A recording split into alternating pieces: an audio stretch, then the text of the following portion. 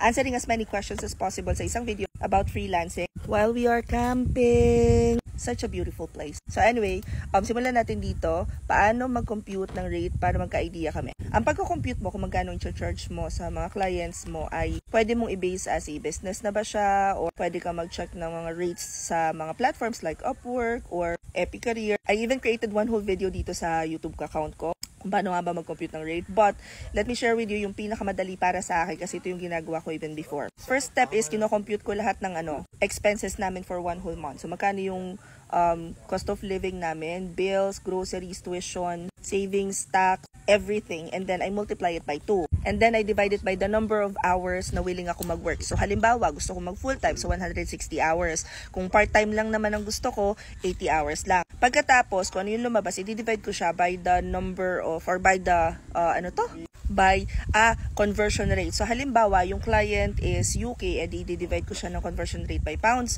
Or kung US client naman, i-divide ko siya ng conversion rate ng US dollar. Pagkatapos kung ano yung lumabas doon, ibig sabihin yun yung sisingilin ko. So yung mga naggustong mag 6 digits kagad, so una sa lahat, kailangan alamin nyo muna kung yung skills ba niyo ay pang 6 digits. At pagkatapos, it's as easy as finding someone who's willing to pay you $11.50 based on the current conversion rate. Try my best CV format for beginners, please. Pagdating kayo sa resume, make it simple, make it concise. Make sure na hina-highlight ninyo yung skills ninyo at saka kung may previous work experience kayo. You can actually use yung mga templates sa Canva at marami dong for free. Just make sure na hindi ganun ka colorful, ganyan. Pero kung ang ina-applyan nyo naman ay nasa creative side, obviously you wanna showcase yung pagiging creative nyo. Again, punta kayo sa YouTube kung makikita nyo naman doon yung guide kung paano gumawa ng resume. How, hindi na po ako sasagot ng question na how gawa na. Sa dami na video ko dito sa TikTok, malamang masasagot na yung mga questions nyo dyan. Ano po ba mga legit na VA? Ang hirap po kasi maghanap ngayon kasi meron nga scam. Una sa lahat, ang nabibiktima lang ng scam ay either yung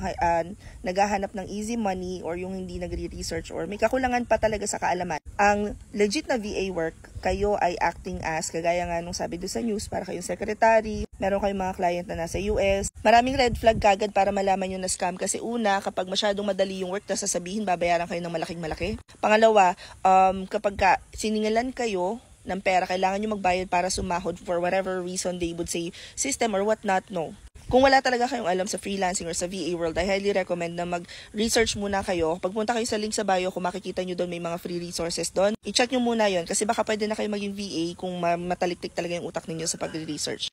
Wala pong age limit ang pagiging freelancer. Sabi dito ni Liz, I'm glad na nagkaroon ng ganitong opportunities for us na nai-stress na sa traffic system sa Metro Manila. Yes. Alaki talaga na naiitulong sa economy ng mga freelancers kasi hindi lang kami nakakatulong sa pagpasok ng pera dito sa Pilipinas, sa taxes namin, kung hindi pati na din dun sa nakakalesen kami sa traffic. Dapat nga wala ng opisina, dapat nasa bahay na lang. Wala naman po talaga kaming opisina, pero I think what he meant was, dapat halos karamihan ng work ngayon is wala nang nag-oopisina, which is hindi pa rin naman okay kasi marami pa rin talagang businesses na nangangailangan ng face-to-face interaction. Sabi ni Zayden, yung work din daw ng kuya, yung asawa, mahirap lang pero puyat. Natutugunan naman yung needs or wants nila, yes. Kapag natutunan mo na to, mahirap talaga sa simula. Pag magsisimula ka pa lang yung first na paghanap ng client, sobrang hirap noon. But once you get the hang of it, madali na siya. Mentor please, yes, may mentorship program po kami. Check nyo na lang yung link sa bio. Ano pa nga ba? Aspiring VA work from home mom. Check nyo na lang yung bang videos ko, guys. Ang daming kong chinika dyan na kung paano maging freelancer. Sa call center, nasa 20k ang sahod. Sa VA, naabot ng 100k. Actually, meron naman ako mga friends na 60, 80 na yung sahod nila sa call center and mas masaya sila doon. Freelancing is not for everyone. May mga tao na gusto talaga ang trabaho nila is lumalabas sila, napasok ng office. Depende talaga yan sa personality type nyo. Sabi daw ni John Lee, umiingay na matagal na pong kilala ang freelancing at matagal na siyang existing. Hindi lang ganun karami yung nakakaalam na may legit talaga kagaya ng work namin kasi ginagamit nga siya sa scam. Sabi kaya malaki na itulong din ng Amerika sa tindal. Hindi ako mahilig sa politics na topic pero hindi lang naman sa US nakakahanap ng clients. Globally po ito. So pwede kayo makahanap ng clients sa UAE, pwede kayo makahanap ng clients sa UK, Australia, Canada. Anxiety, frustrations, lots of rejection. Hindi pwede mga weeks work from home setup. Yes. Para siyang tatayo ka ng sariling business. Kailangan talaga malakas ang loob mo, kailangan buo yung loob mo at pagkapagod ka na babalik ka sa biggest why because yung rejection, breakfast lang natin yan. Ang lunch natin ay application at ang dinner natin ay upskill. Eto na naman daw yung pang-hype sa news, overpopulate parang Axie.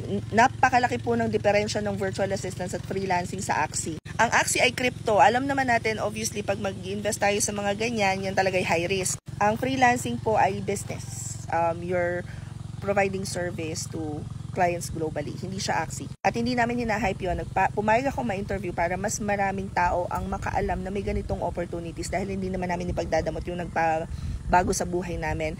But again, if you will watch my videos, I'm very transparent when it comes to saying na hindi para sa lahat ito. Ito kailangan ay sa may utak, kailangan ay masipag, at higit sa lahat, kailangan marunong mag-research. Sabi ni Antoinette dito, binalita nyo na naman, wala na namang mapapasukan yung mga mag-VDA. Ang mga dapat na matakot lang na hindi sila makakapasok sa virtual assistance ay yung very generic ang ino-offer na service. So, kailangan, bukod sa ikaw ay confident sa iyong sarili, may tiwala ka sa sarili mo, alam mo kung ano yung service na ino-offer mo, at tuloy-tuloy ka ng pag-aaral para hanggang sa makahanap ka ng client na magtitiwala sa'yo. I hope this provides a little more clarification para doon sa mga bago pa lang dito sa feed ko. By the way, my name is Mary and everyday napopost ako ng bagong video sa pwede yung sundan na some sort of roadmap kung gusto nyo na maging freelancer, virtual assistant, o gusto nyo na mag-work from home gamit ang computer at internet. Yes, meron na pong natatalsikan doon ng langis. Opo. Comment any questions you guys have about working from home. Follow for more work from home chismis. Bye!